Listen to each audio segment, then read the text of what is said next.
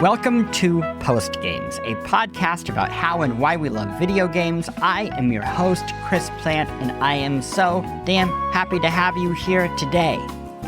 Over the past 15 years, this new subgenre of autobiographical video games has been gestating. Now, to be clear, autobiographical flourishes are as old as video games themselves, but as a subgenre, autobiography really took root in the early 2010s. At this time, it appeared that the smaller the budget, the more willing the game makers were to put themselves into their work. So we had tiny teams and often solo creators chronicling their experiences with online dating, gender dysphoria, and even the loss of a child to cancer.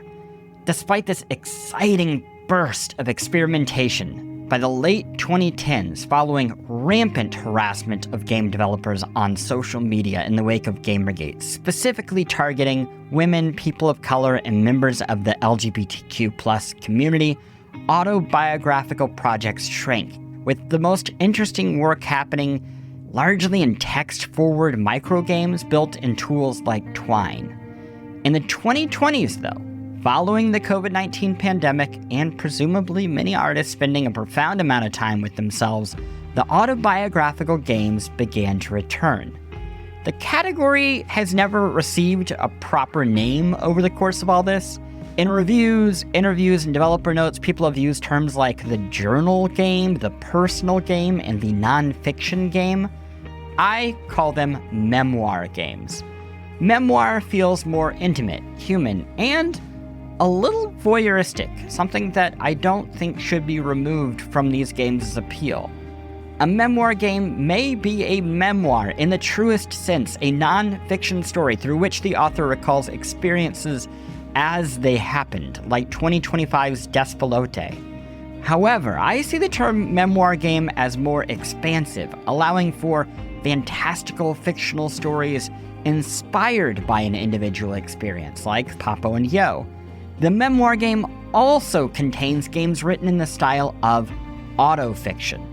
Now, this isn't a term that is necessarily familiar to everyone, but autofiction describes stories in which the author might modify certain details of their life experience, or even imagine entire characters or moments in pursuit of a greater truth, like the Perfect Tides video game series. Today's guest is Meredith Gran, the creator of Perfect Tides and Perfect Tides Station to Station. That is the second entry in the series, though you don't have to have played the original about an emo, terminally online teenage girl's life on a small island just outside of New York City in the year 2000 to enjoy Station to Station, which itself is about an indie rock-loving aspiring writer attending college in Manhattan in 2003. That timeline specificity, it's not an accident. Though the game follows the fictional character Mara, it borrows liberally from its creator's life. Now, I will let my feelings be clear up top. Station to Station is one of the best games of the 2020s. And the fact that I was myself an indie rock-loving, aspiring writer attending college in Manhattan in 2004, a year after this game is set, I do confess that that might influence my opinion. We will talk about that. How one person's ultra-specific experiences can help someone recall their own, along with so much more. What is it like to revisit your college self? Why is it important to talk about bad sex? And how do you turn your worst breakup into a boss fight? This week on Post Games, the future of video games is memoir. Act 1, converting your life into a game. Act 2, recreating a place and a moment. A Patreon bonus, the history of memoir games in 5 titles. And Act 3, of course, the news of the week. We also have, as is new tradition, a wonderful song to take us out of the episode. This one is from the Perfect Tides Station to Station original soundtrack. And one last thing, and this is a very, very special bonus that will be coming for Patreon subscribers in a short bit, but I want to let you know about it right now. On the launch day of Station to Station, I will be releasing an additional mini episode in which Meredith and I talk about the game's themes, its twists, and its ending. This is real book club stuff. It was an absolutely incredible chat to have with a game creator without the fear of spoilers, to actually really dig deep into the work and their intentions. I don't think you'll love it. I know you will love it. So if you are a subscriber, you'll want to check it out. But I've gotten ahead of myself, as I often do. It's time to hear about one of 2026's most exciting games from the person who made it. Let's get to it.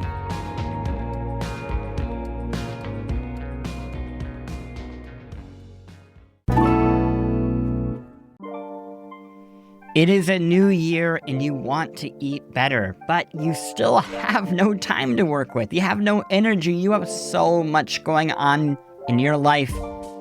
Oh, what do? You do Factor. 2 minutes, real food, and you are done. You're not failing at eating healthy. You're failing at having 3 extra hours in every night. You're failing at not being a chef and wanting to do cleanup. Factor takes care of that. It has delicious food that is good for you. You got lean proteins, colorful veggies, whole food ingredients, and none of the yucky stuff, no refined sugars, no artificial sweeteners. It will offer you whatever you need to match your lifestyle. For me, Mediterranean diet, it really works well. But maybe you need something else, like a high-protein diet or GLP-1 support or ready-to-eat salads. Whatever it is, Factor wants to meet you on your page. Always fresh, never frozen, and like I said, ready in 2 minutes with no prep, no cleanup, just chill. I use Factor. I think that you should too. Head to factormeals.com/postgames, 50 off, and use code postgames50 off to get 50% off your first Factor box, plus free breakfast for a year. Offer only valid for new Factor customers with code and qualifying auto-renewing subscriptions purchase. Make healthier eating easy with Factor.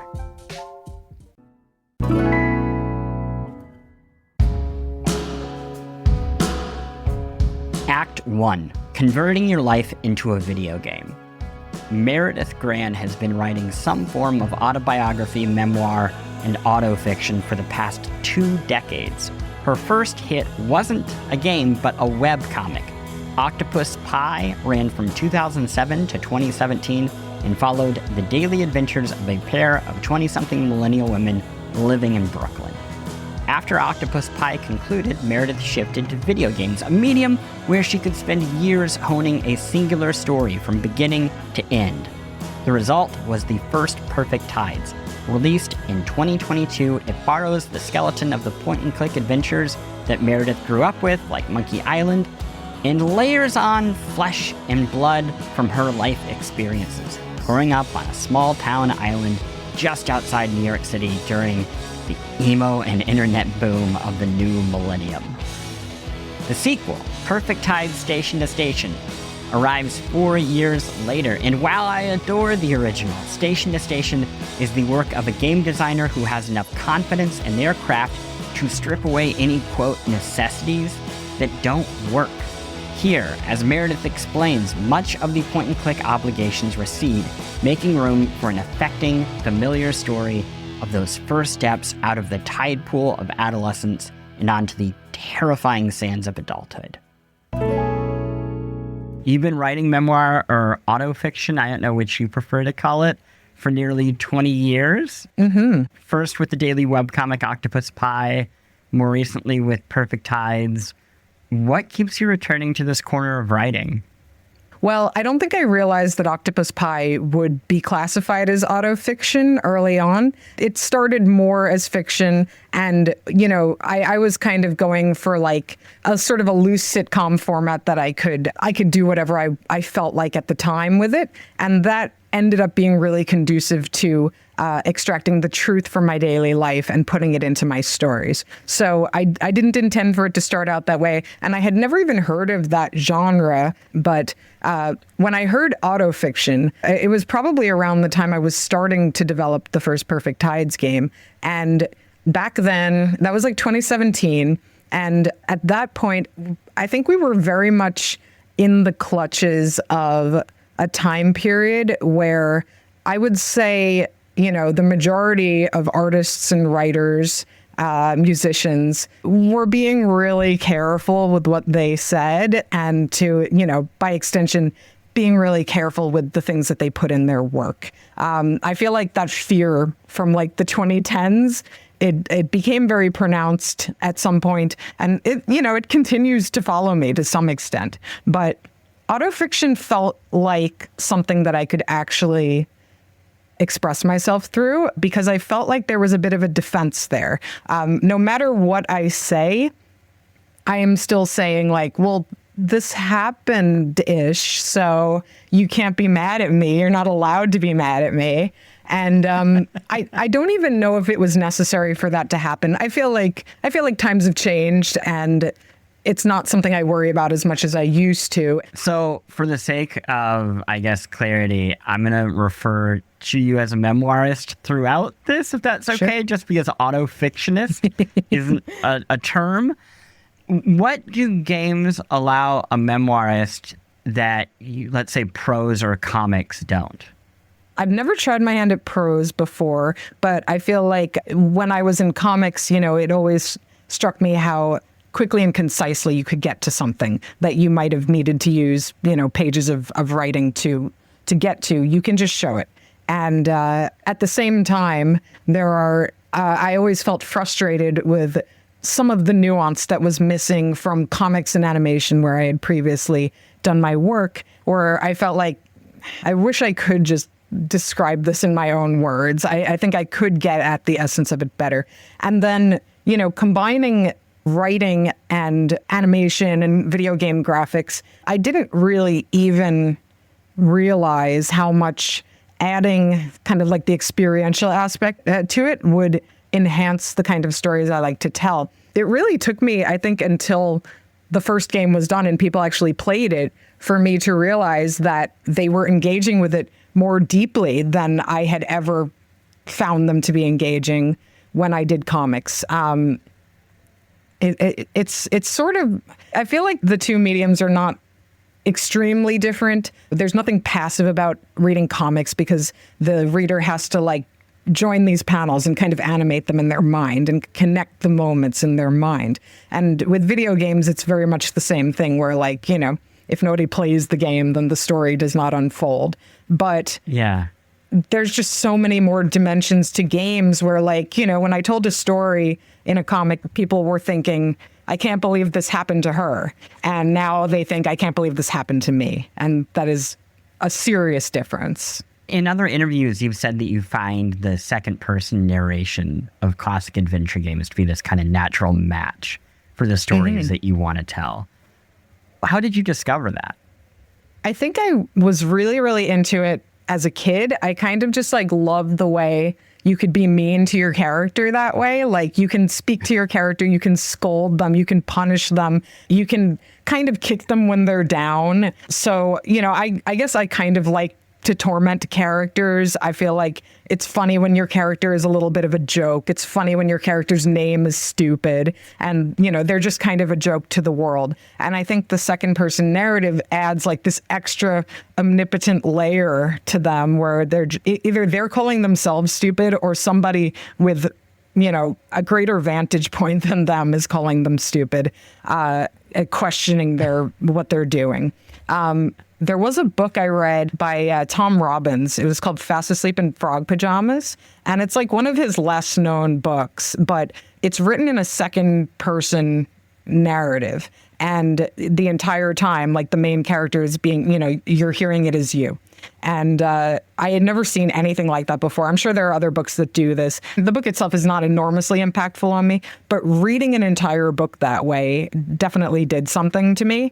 I read that maybe like 15 years ago, and it kind of just stuck with me as like, I think this is possible. I think I don't need to leave this format behind just because it's, reminiscent of like a type of video game that is not really made anymore. Well, maybe that's not true. Yeah. As you make one. Yes, exactly. They are being made. Yeah. And we'll get to books and their influence more in just a second. But what I found really interesting about second-person narration in your work is it feels different to me than, let's say, Monkey Island. Like an iconic narrative adventure game where, there's a silly hero, Guybrush Threepwood, and there's this kind of like wise and bothered, faceless narrator. With your games, it reads to me as you have Mara, who is maybe a fictional version of you in the past, and then you have you as the author, as the narrator from the distant future, who has all of Mara's yet to be acquired life experiences. And I'm curious if that's a fair read, if that is what you saw in your head while you're creating this, or if the narrator is somebody else. The narrator, clearly some of the writer is coming through there. I don't see the narrator as somebody who is actually capable of being more mature and knowing than Mara, but she certainly believes herself to be. So she's mad at this version of Mara all the time because she, ideally would be much smarter and better than this, but she's not. So every once in a while, the narration kind of breaks from its, like, I'm the cool and collected one, you're the one who's getting mad, idiot, and becomes the idiot. I feel like there's a few occasions of that in the first game, and there's a few in this one, where the narrator can't take it anymore. And you kind of see that she doesn't have any more than the playable Mara does.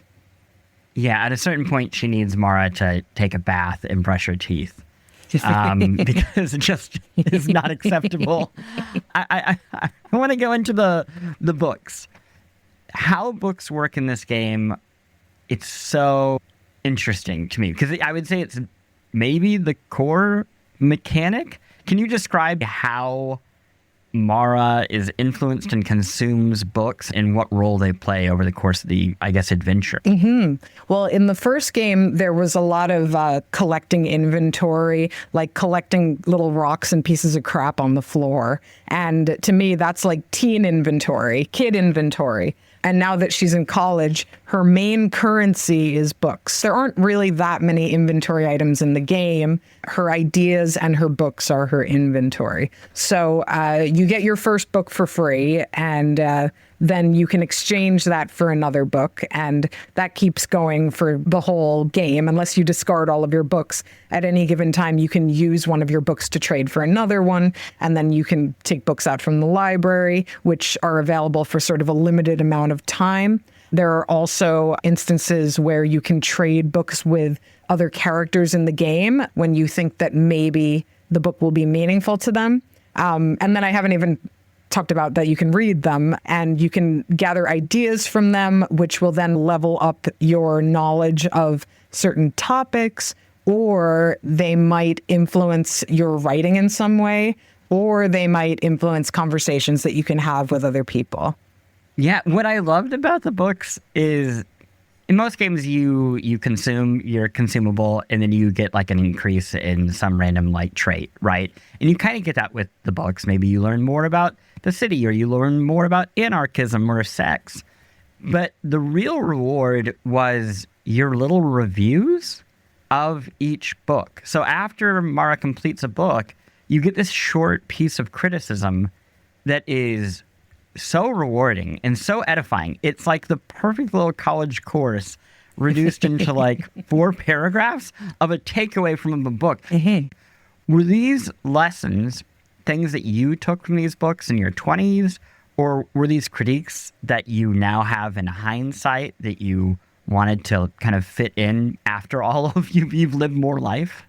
Yeah, I mean, I think it's kind of a mix. There are things there that are legitimately impressions that I had of these books many years ago. And then some of the books I read more recently to try and like glean that sort of review and try to write from a perspective that I think she might have had at some point. Like, for instance, she can read Frankenstein and she kind of zones out at certain points. Like, she's not super interested in hearing about like her mother, whereas now I would be like, oh, information about her mother, how fascinating. Or yeah, like anytime where she's reading about a parent's relationship to a child, and it's like, these are things that she's personally trying to run away from right now. She is not trying to be a child to a parent right now. So I really tried, whenever it wasn't like a legitimate reading from that age, to inject some of my own opinions of the time.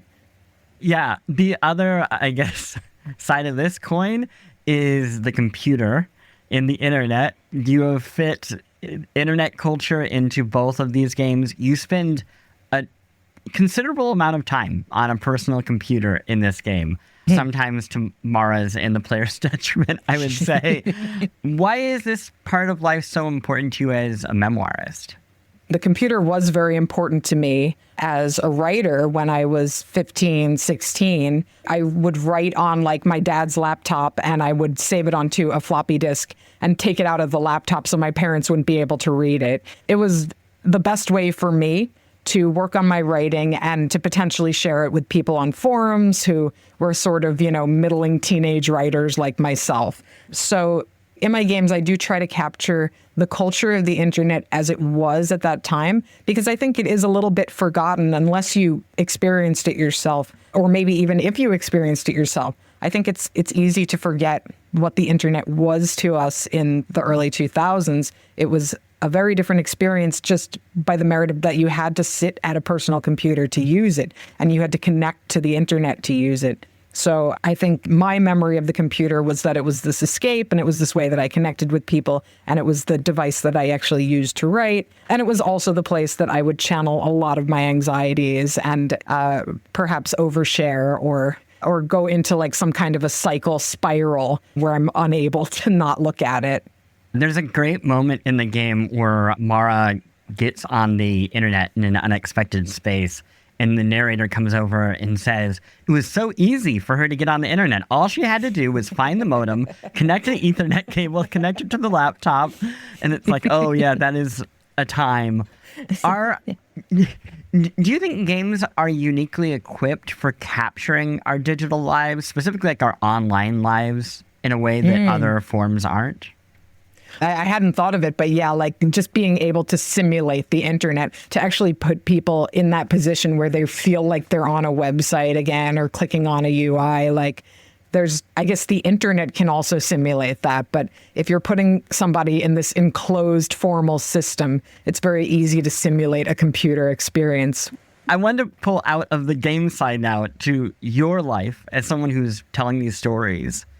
You spend, I guess, your workday converting life into a video game. Do you ever find yourself as you're going through life or experiencing life that you begin to see ways to simplify it or reduce it into a mechanic? Yeah, no, it does happen. I mean, I think for me, mostly the writing happens first, and then later on, I think of the mechanical component to it. I think it's pretty rare that it goes the other way. I think I had this whole story written within, right after releasing the first game, I got the story written down. And then, it was good that I had a lot of time to spend with it, because over the next 2 or 3 years, a lot of those ideas about mechanics sort of formed around the writing. But, one of the things you said that the book reviews to you are like a big part of the book's mechanic. I think a lot of the time, what I've done in place of a mechanic is offer more writing. And a lot of the time, I guess I'm trying to approximate through the writing what that would mean in terms of numbers, in terms of like your stats. But, it is an approximation. So if that feels like playing a mechanical game, then wonderful. But I don't know if those two things are the same or not. It's kind of hard for me to say.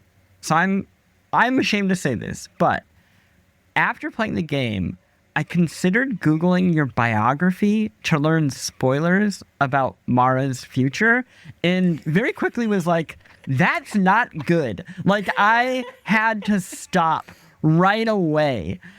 Do you ever worry about fans of your work mistaking your real life too much for the story, or it fostering maybe parasocial relationships that aren't intended? I mean, that is possible. I didn't feel like that was an effect of the first game. It is entirely possible that could happen in the future. And it's not something that I don't worry about. But, you go back to like the idea of like the format is a little bit of a defense where I can say like, this isn't a true story. These aren't real people. It is the truth to me because it feels like the truth, but don't try to piece together the details. You will not get the truth by doing that. You will get the truth by accepting the story that I'm telling. Really, like, I hope that people will just pay more attention to what I'm saying because I feel like the details are not nearly as interesting as that. One last question on this, and then we'll get into this idea of creating a place in a moment. But over the past decade, we've seen this evolution of video game memoir. And as you pointed out, the term's relatively new, but the idea has been around with text narrative games. I think with stuff built in the storytelling tool Twine, and then these kind of short experimental things on itch.io. And really in the past couple of years, we've had this real trend where like a full game comes out on Steam and is inspired by the memoir. What do you think has led to its popularity in video games? From my experience, just watching people play this game, I think that there is something universal that comes out of something highly specific. Like if, you're describing the way the sheets smell, it doesn't have to smell the way people remember it. They remember thinking about that and it comes back to them. So you're actually giving them something that is theirs. It's disguised as something that's yours, but they actually think it's theirs. I heard you say this on Blue Sky, but quite a few people have said that they feel like I'm standing over their shoulder looking at what they're doing. And I really can only speak from my own experience, but I hope that in the telling of it, I am reminding people of their own experiences and, kind of inspiring them to think about it. And I would imagine that anybody who is writing their memoirs into a game is kind of hoping for something similar, that this is a way to actually be heard and maybe like engage in some sort of like collective therapy with other people about this particular period in your life. As someone who went to college in New York in 2004 and had an extremely important experience on the High Line, I can't imagine how much I could relate to one video game. How about we take a quick break and then we'll come back and we can talk about New York.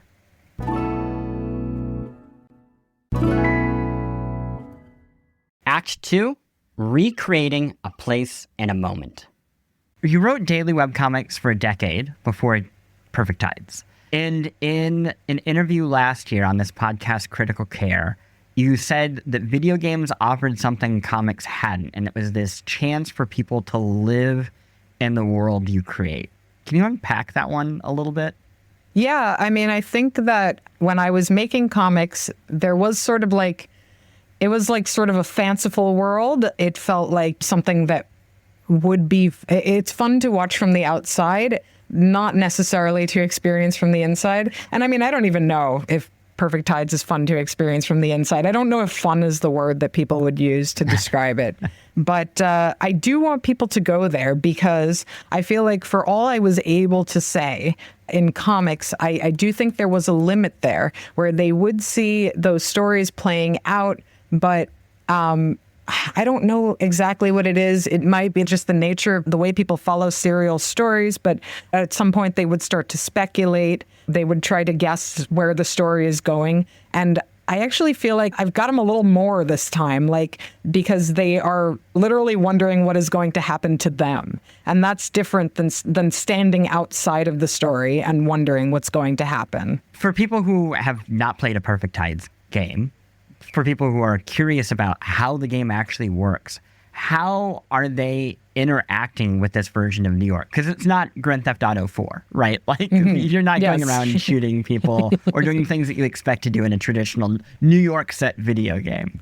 No. So what you end up getting in the game is not super different from the first game, Perfect Tides, where you're kind of just on this tiny little island and you walk around and there aren't that many screens, but it feels like a lot, I'd say adventure game wise. In this game, you explore the pretty small area of New York City, kind of whatever is in walking distance to your school. And, obviously there are practical reasons why the world would be constrained. But I actually think narratively it's consistent with my early experiences in New York, where I was kind of afraid to go beyond where I and all my friends were. And I kind of already thought I knew the city because of the tiny little block I was on having so many things going on. So you walk this little map of New York City, but within that map, you're experiencing school and work and dorms and a bookstore and a restaurant and a concert venue and a park.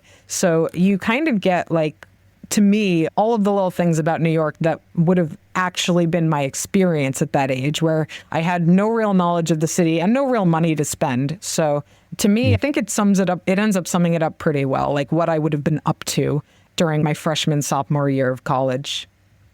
Yeah, I think it's hard for people who did not go to New York or a big city for college to understand that each year of school, your world expands a little more. That it's like, for me at NYU, it's like the Village. And then the next year it was like, okay, all of Manhattan. And the next year it's like, wow, I went to this magical place called Astoria. And it just gets larger and larger as you feel more comfortable. In your version of New York, you have this mix of real references and many slightly changed references and locations. So, for example, what I assume is Veselika, a Ukrainian restaurant, and Second Avenue movie theater, they have different names. But then characters will reference books like Art in the Age of Mechanical Reproduction, or movies like Phone Booth or X vs. Sever, which might be the first time it's been referenced in 10 years. Why was it important for you to include certain real things from the world and then alter others? Well, I think starting with the first Perfect Tides, I didn't want, I think it's very obvious what the locations are. Perfect Tides is a real place too, but I've changed the name and done a very bad job masking what it is. And, I've done the same thing here with New York. I've done the same thing with this character. I'm kind of making a bad attempt at hiding what it is. The year, the time period, and what's going on in that time, I don't feel like I should be as coy with those things. I don't know that it was a conscious choice, but I think it is necessary for there to be real books, real writers to aspire to, and to some extent, real geopolitics going on in the world to really establish that sense of place and time. I want to talk about the city, too, in terms of its scale. The title, Station to Station, it is a reference to a specific line in the story, but it's also very clearly the way that Mara lives her life. She has high school friends and college friends. She has work. She has school. She has Long Island and the city. The scale of the game is huge. I'm curious, what creative boundaries did you set to prevent yourself from making any one location too big? Yeah. I'm trying to think if there are any locations that I bailed on. There were a couple. I think there may have. I don't want to give away what has been caught, but there were definitely more locations that I, in a first draft would have had, and then ultimately felt like I could pare things down and make the game a little bit more compact. I think ultimately the passage of time gives it more vastness than the locations do. So I feel like, I try not to use any one location too much, but there are a few locations that you only see one time. And then I really, I try to jump back and forth over this period of 1 year so that if you are seeing another location, you're kind of seeing it in another dimension now. You're seeing it changed. It was pretty easy to economize that way because time was passing and things are changing so much in the story. I want to talk about the internet, too, as a place, because it is one of the most important social areas for Mara. There is something that you had said about the internet in the late 90s in relation to the first Perfect Tides, and you described it as a place where a kid could live the life that they wanted, that they would be free from bullies and parents because those people didn't know how to use it.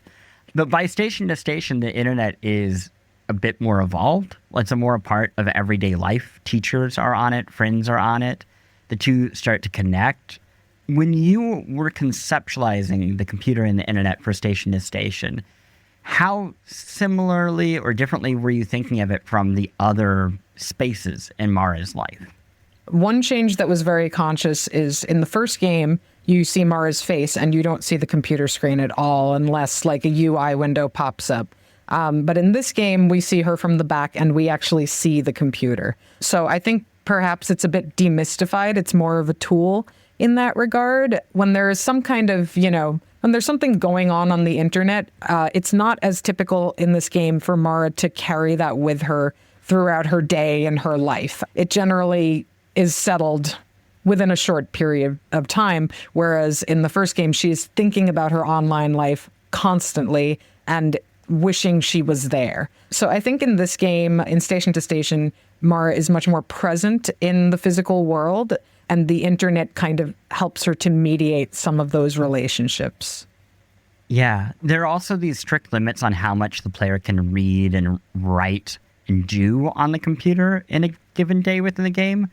Mm-hmm. How did you go about striking that balance between time that Mara spends in the real world versus the computer?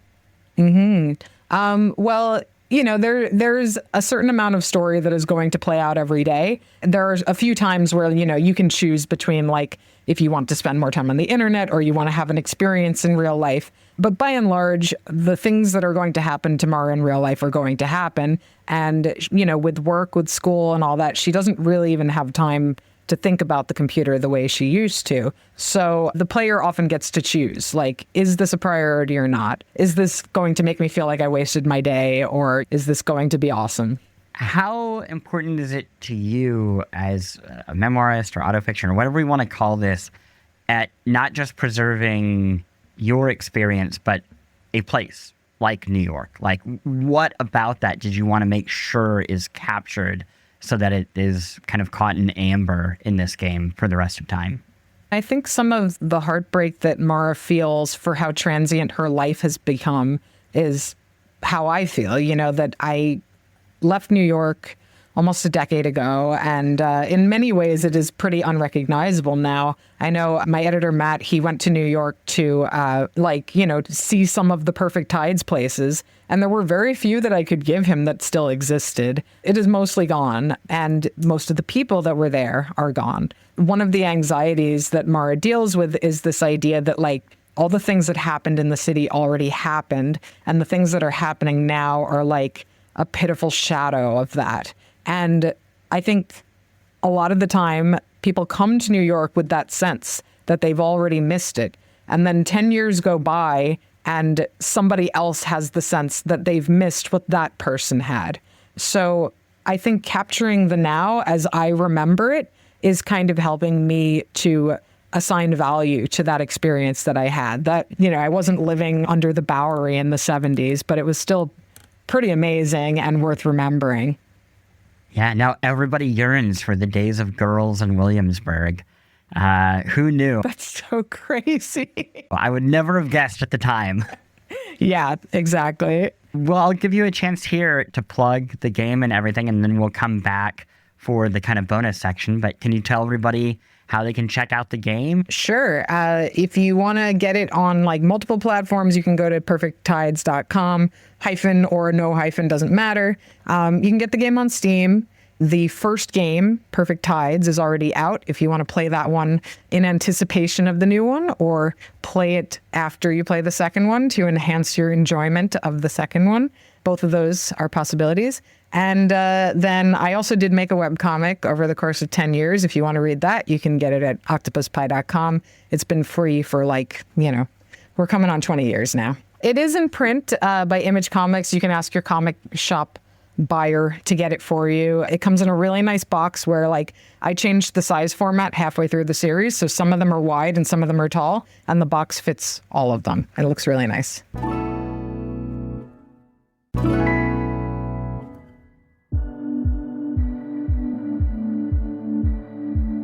Patreon bonus, the history of memoir games in 5 titles. You know how this works. Each week we split up right here. For people who are subscribers, I got more for you. I'm going to dig deep into 5 specific games that I think will give you a really clear picture of how and why the memoir game became so popular, so fresh. Not just telling you what they are and how they work and who made them, but the ways in which they shaped this new form and really carved a path for the memoir games to come. For everyone else, though, we still have the news of the week, and it's a bit of a slow week again, so I put together something different. I think you're gonna enjoy it. Either way, let's keep things rolling.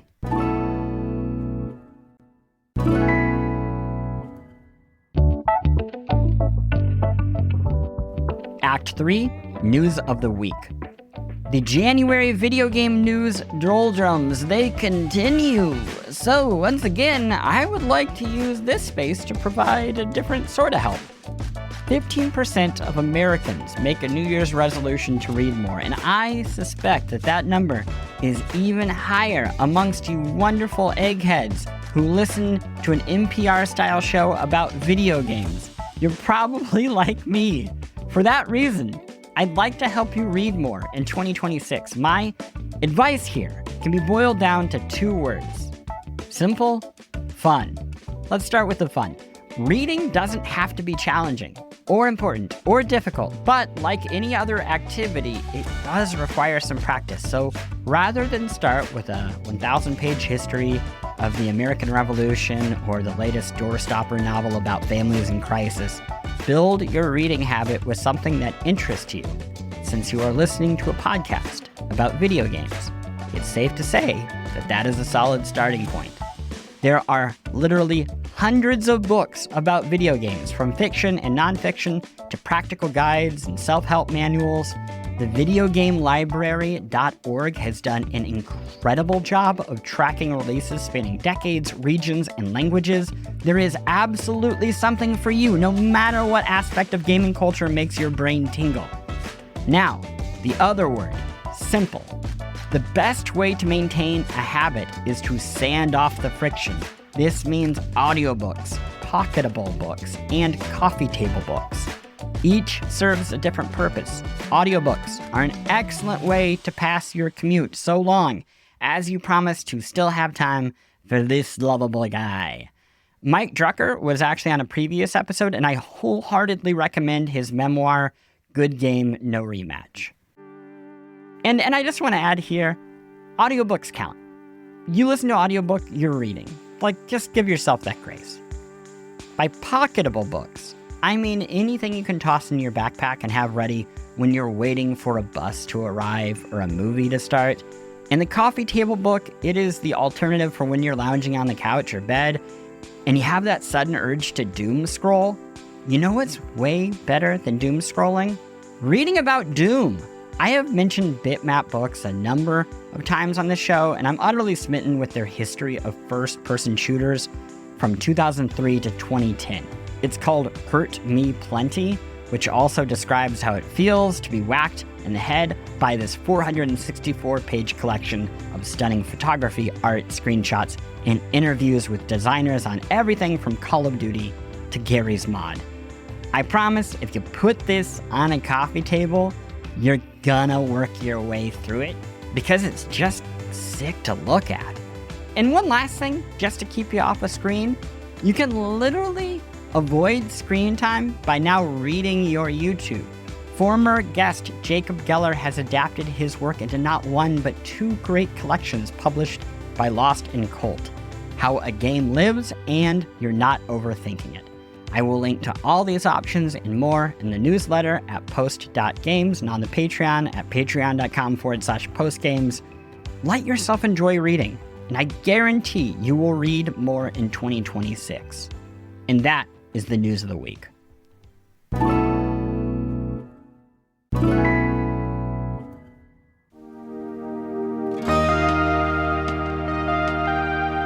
We have wisely embraced the memoir game as a beautiful, growing new form of video games and video game culture.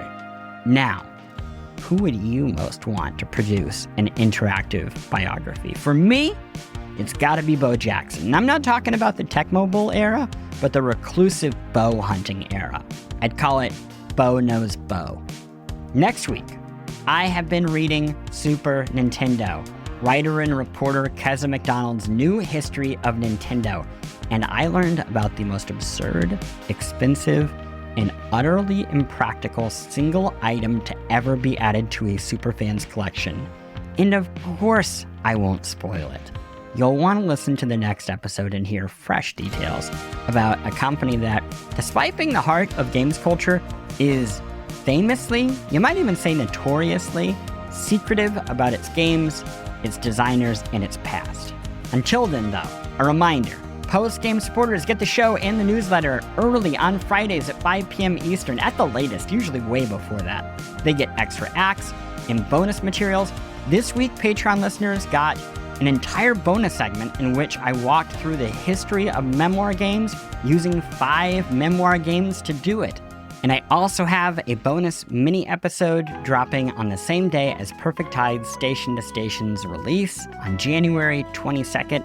It is a deep dive, full spoiler look at the themes, the ending, the twist, everything that you will find in this game with Meredith Gran, today's guest, and the game's creator.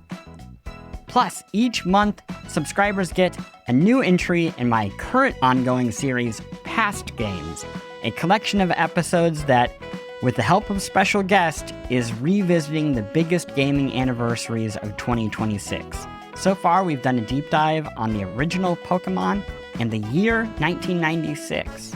And no ads on anything. Subscribe to the Patreon at patreon.com/postgames. Subscribe to the newsletter for free at post.games. Postgames logo by James Barham, theme by Mark Sparling, and a special thank you to this week's guest, Meredith Gran.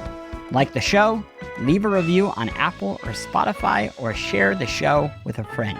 Thank you so much for listening. I'll see you next week. And now, the music of Perfect Tides, Station to Station.